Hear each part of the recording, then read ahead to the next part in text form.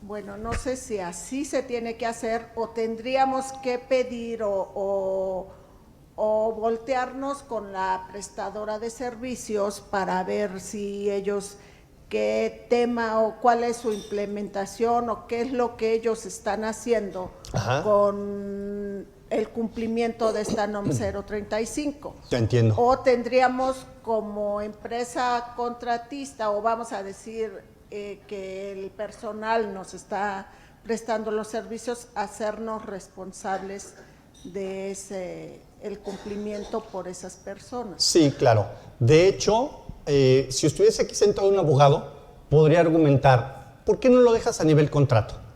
Contractualmente, que definamos si es el contratista o la contratante quien se encarga de hacer ese estudio o esa evaluación, esa identificación de los factores de riesgo psicosociales en cada uno de los centros de trabajo. Pensando como tal, que ahora la pregunta sería, oye, si estuviese, voy a poner el típico ejemplo de Prolim, si Prolim dice, está bien, nada más que yo tengo cerca de unos 5,000 clientes, o sea, tengo cerca de 5,000 puntos de venta, llámese centros de trabajo. ¿Tendré que hacer 5,000 estudios? La respuesta del abogado podría decir, claro, si lo dejas en claro de que Prolim se encarga de hacer los estudios de factores de riesgo psicosociales en su identificación, implementación, seguimiento o atención de estos, pues ya Prolim se encargó y punto. Yo me quedo muy acotado a que dentro de ese centro de trabajo, Prolim se encarga de sus 6 personas y yo me encargo de mis 45 personas. Y pensar en que estoy del lado de los de izquierda, diciendo, yo quiero evitar la multa. Pero lo que decíamos, oye, pero de fondo, ¿qué es? De fondo, ¿qué es lo que pretende la NOM 035? Evitar los factores de riesgo psicosociales. Y si le agrego como tal, les ponía yo el dedo en la llaga y les decía, ¿qué crees? Lo único que se identifica como factores de riesgo psicosocial es la gente de limpieza, la que provoca un ambiente de riesgo y estrés. La pregunta sería, ¿que no crees tú que deberíamos de considerarlo? ¿O de verdad te vas a quedar con la idea del abogado? Es decir, sí estoy cumpliendo cabalmente, puntualmente con la NOM. Sin embargo, no sirvió de nada. El objetivo no era ese. Oye, a ver, trata de disfrazarlo. Entonces hacemos 4, separamos la gente en 4 outsourcings para que tenemos 200 y que quede con 50 en cada centro de trabajo y ya con eso hago una chambita más fácil. Si lo que quieres es evitar el cumplimiento de la NOM, quédate con los del lado izquierdo y adelante. Va a llegar a la Secretaría de Trabajo, Previsión Social y te va a decir, ok, pues de acuerdo, porque no hay una disposición que te obligue como tal a ello. Sin embargo, de fondo, pues nada más que se dé una vuelta el inspector en ese centro de trabajo y te va a decir, híjole, aquí se siente un ambiente súper pesado. Todos están en un grado de estrés impresionante. ¿Por qué lo hiciste tan básico? Si tú eres de los que debieras de tener aquí, por tener 200, debieras de tener aquí mínimo el de 50 para arriba. Y eso y más. ¿Por qué? Porque es lo que pide la NOM 035. ¿Sí me sigues? Es decir, sí. Pretendiendo darle un cumplimiento de fondo. Claro. ¿Ok? Probablemente dices, oye, efectivamente, yo rascándole un poquito, tenía razón, me suena sospechoso. Más por la forma en que lo platicaste y cómo inclusive hacías los gestos, ¿no? Pero está raro, es que como que no cuadra, es que como que no checa. Cuidado, porque hay un riesgo de que probablemente, ahorita no, pero en un futuro aparezca la lista negra y que dices, oye, no, mejor vamos a actuar con un buen protocolo del control interno, evaluando lo que permea la ética, para ver efectivamente y no nada más quedarnos como contadores a 2 aspectos, ¿no? El primero, típico de, pues te lo dije. O 2, de, no, como la NOM me obliga nada más a eso, yo me quedo. O como el 69 dice que yo no haga nada, sino hasta que aparezca en la lista, entonces sí ya actúo. O, si en su caso, pues suena a prevención de lavado de dinero, pero pues si me dice que no es un tema de actividad vulnerable y menos que rebasar a los umbrales, yo no hago nada. Es ahí donde empezamos ahora con las buenas prácticas de quien está implementando estos 3 aspectos. Por favor. Exacto, Víctor. Si se trata de una operación que no está tipificada en el 17 y la contraparte, el cliente, es una empresa reconocida incluso internacionalmente, o sea, no hay el problema de de que voy a investigar a mi cliente, o sea, o qué vas a hacer con mis servicios que te voy a prestar, con los productos, los cuales, desde luego, es el comienzo, ¿no? de que debía hacer. Pero en la operación particular, simplemente es, oye, por el monto de las operaciones, por los picos que va a representar, ¿tendríamos que hacer algo como empresa? No, si no es actividad vulnerable, no. Si acaso, como decía el contador enfrente, así es. Siempre que tengas todo, hay que documentarlo, hay que tener los manuales, bla, bla, pero no por el hecho de que tenga ninguna relevancia respecto de las demás operaciones, que empezó chiquitito, pues no hay que hacer nada al final del día, ¿no? Esa es a lo mejor la inquietud medular de exactamente. todo. O tal vez, oye, yo hice un poquito más, después me fui a ver qué estaban haciendo con mis productos, dónde estaban quedando. Oye, voy a inventar, veo, más bien nuestra empresa vende, no sé, grúas y tractores para agricultura. Pero espérame, ¿dónde están quedando? Tú eres una comercializadora, pero ¿por qué estás vendiendo tanto? Exacto, todo va dentro del contexto de la operación del caso particular, ¿no? Correcto. Sí. Si acaso, o sea, tú dices, en ese compendio de protocolo de conoce a tu cliente, el famoso Know Your Client, oye, cliente, ¿y cuándo me invitas a conocer a su vez a tus clientes? Va, pero ya hiciste algo extraordinario. No te lo pide como tal directamente la ley PRP, pero si en un protocolo dices, si ya traes esa sospecha, ese gusanito, pues búscale. Y acuérdate que el que busca, encuentra. Digo, no aplica para controles remotos, ¿verdad? De celulares, pero el que busca, encuentra. Como tal. Y siendo así, dices, ok, me aplico un poquito más. Rebaso la expectativa que originalmente me obligó la ley en la materia. Está bien, me dice que justo a los 50. Está bien, pero no por uno voy a discutir. Ay, no, yo ya te la gané. Son 50 justitos. Por uno ya estoy del otro lado. ¿Cuál es el objetivo? ¿Me explicó? Es entonces en donde nosotros, mi función, ahorita ¿cuál es? Darles a entender de que no tenemos que ser tan cuadrados. No, dice 50, no, 50. El tema de reformas del siguiente año, el 2020. Sí, va a ser un tema de fiscal impresionante, siempre y cuando rebase 7.8 millones de pesos. ¿Sabes la cantidad de preguntas que hemos recibido diciendo, entonces lo que podemos hacer es tener 10 empresas de 780 pesos cada una? O sea, ¿sí me explicó? Dices, pues sí, es que la creatividad así es.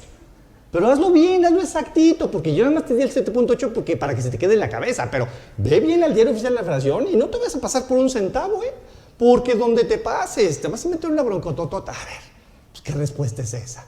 ¿Sí me explicó? O sea, es un poquito los lineamientos en decir, haciendo conciencia, las cosas se están preparando. Si algo no cuadra, algo está sospechoso, algo no late, algo es yo quiero ir más allá, como que nos están diciendo, sé que somos casos perdidos nosotros los aquí presentes, pero no importa, ayúdenme tantito. Ahí va la legislación pretendiendo que, ojo, no es una disposición de orden, la cuarta T, el nuevo gobierno, sus ideas. No tiene nada, de verdad no tiene nada que ver, ni para la NUM 35, ni para el 69, ni para efectos de prevención de lavado de dinero. No tiene nada que ver la cuarta transformación, les prometo.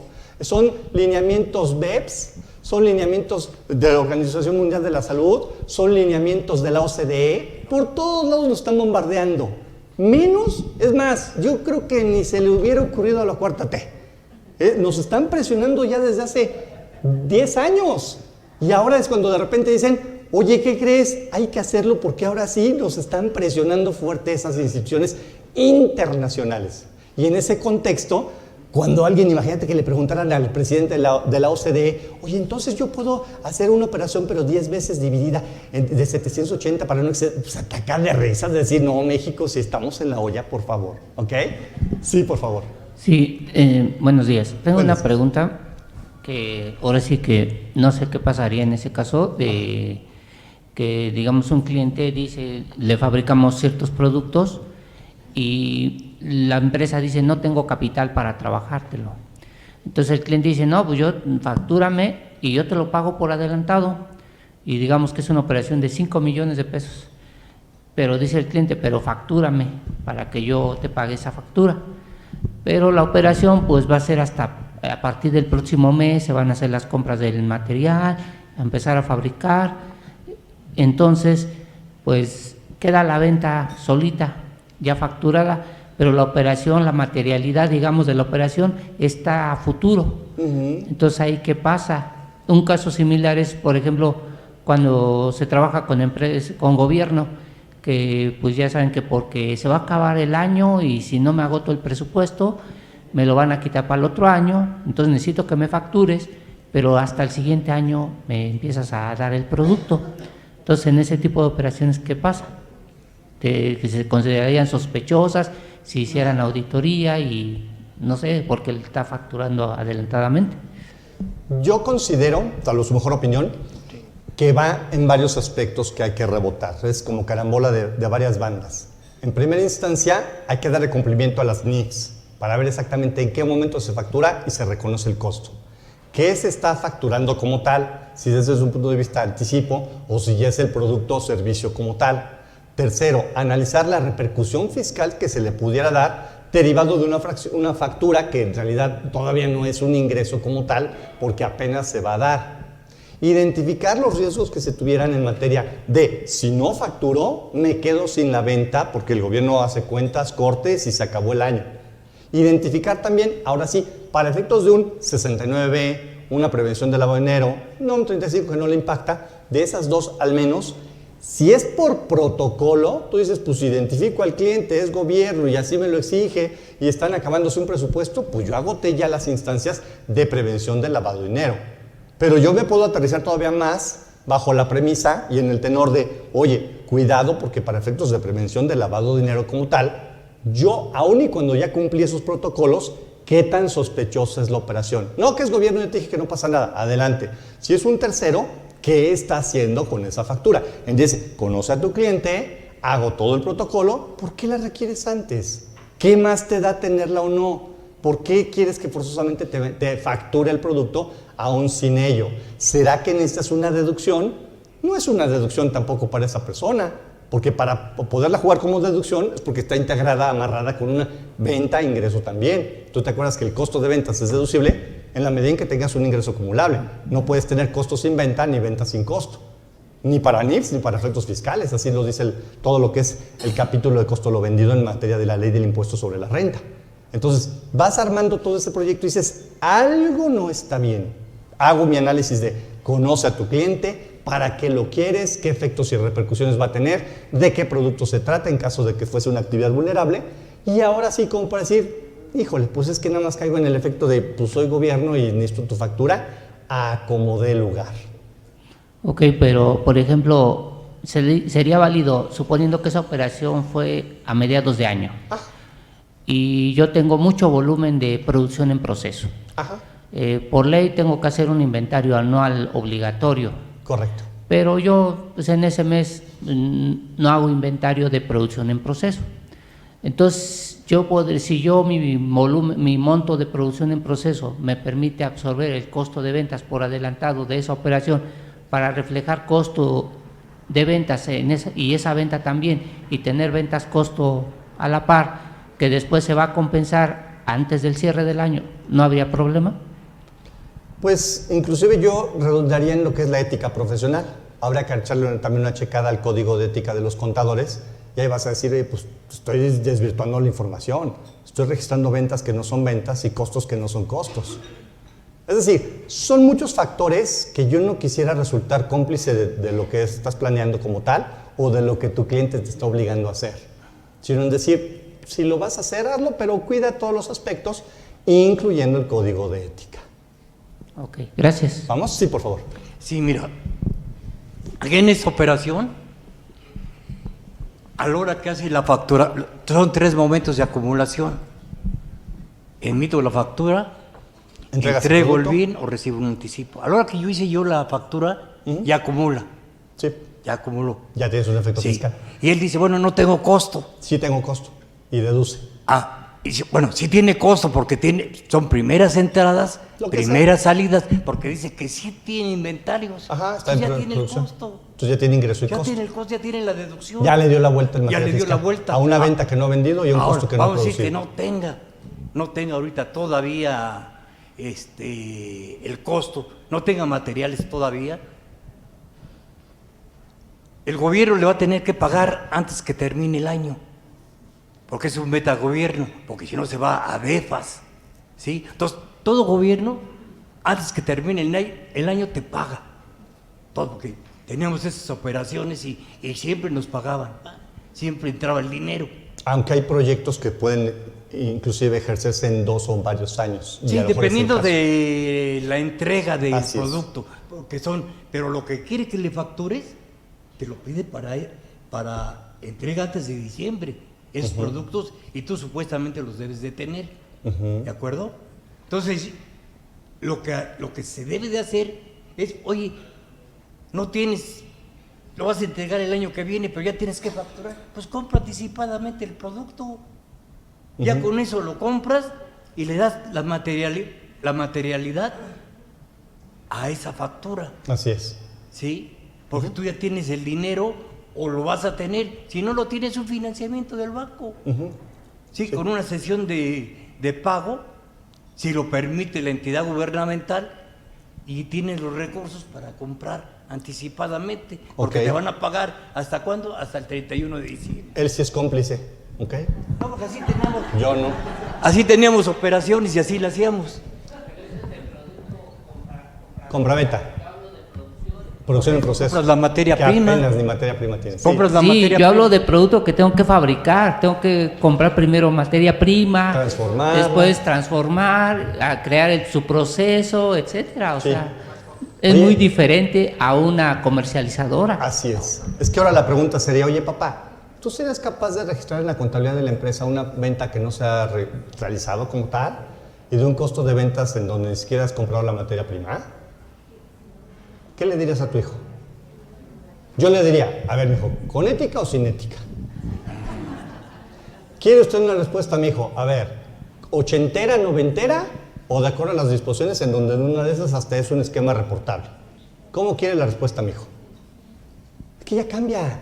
Es lo que tenemos que entender. México ya cambió. Está bien difícil. Se pone cada vez más la situación de, híjole, ¿te la avientas? Yo, por ejemplo, ya no puedo decir todo esto. Antes, no, hombre, te daba 4 o 5 ideas. Se queda corta una idea. Ya no, porque además me vuelvo tu cómplice. Estoy vendiendo una idea y tú tienes un esquema reportable. ¿Y donde quién te lo dijo, nene? Yo fui, tomé un curso en Cadefi. Es más, tengo hasta el video. Al rato me van a estar preguntando a mí, oye, contador, ¿qué ideas usted anda dando? A ver, platíqueme. Ya vimos también su video. No, ya no se puede. Tanta tecnología nos rebasa. Antes, yo lo dije, estás loco, cuate, yo no dije eso. ¿Me entendiste eso? O sea, hoy ya cambió. Oiga, y una opción no podría ser también que, como yo ya tengo la factura hecha, pues ya tengo ingreso acumulable y gravable de ISR. Entonces tengo que reconocer un costo para pagar, ahora sí que el impuesto nomás de la utilidad. De hecho, a nivel comités de Coparmex, con Camín, todas estas, estamos ya peleando, oye, fisco, no nos obligues a extender una factura del producto cuando en realidad estamos dándole la vuelta a las NIFs porque no debe ser así, a la ley de impuesto a la renta porque no debe de ser así, a la ética porque no debe de ser así, a todo, al PLD porque no debe ser así. Fisco, encuéntranos una solución donde a lo mejor sea ok, vamos a hacer otro tipo de CFDI donde no es un ingreso, no es de ingresos, sino que fueran otros, para que no se acumule, pero sí para justificar ante un presupuesto gubernamental que ya se está cumpliendo los requisitos de que ya estoy formado y que no se le vaya a olvidar al fisco que en el presupuesto de este o de los siguientes 1, 2, 3 años, a mí me deben un dinero, pero que no sea un efecto financiero fiscal, sino de mero trámite presupuestario.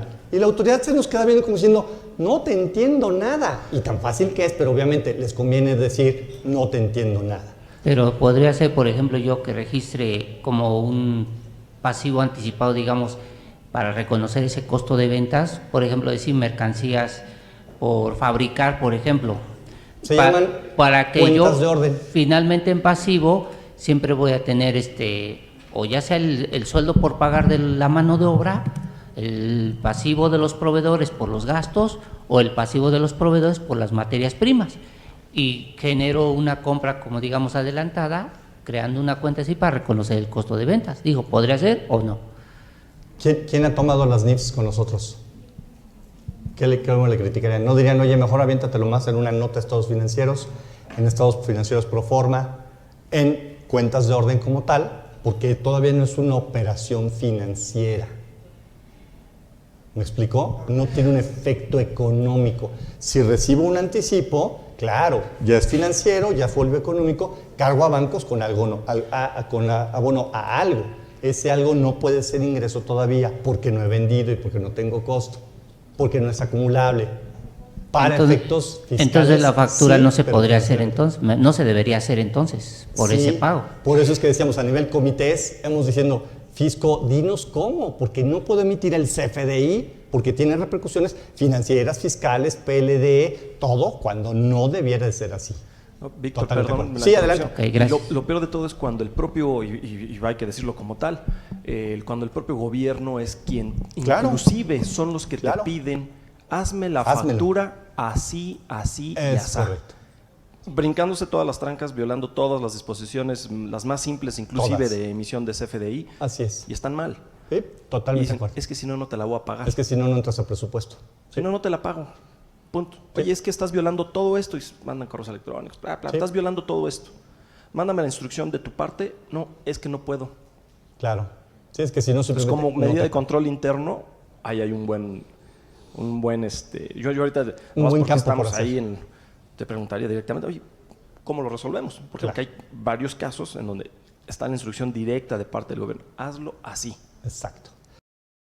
Después tenemos otro ejemplo de esos manuales de control interno de lo que es propiamente el procedimiento a seguir para efectos de la NOM 035.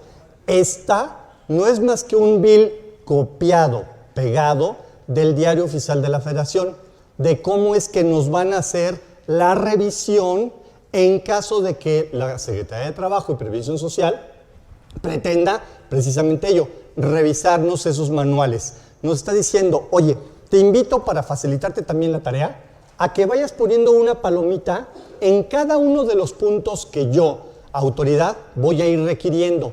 Y entonces, como tal, de una vez lo tenemos. Esta lámina, estas son cerca de 15 o 20 hojas, son simplemente, insisto, es un copiado pegado de lo que se publica en el Diario Oficial de la Federación el 23 de octubre del 2018, con entrada en vigor a partir de octubre del 2019, pero que en realidad la autoridad va a empezar a revisarla precisamente hasta el 23 de octubre del 2020, ¿ok?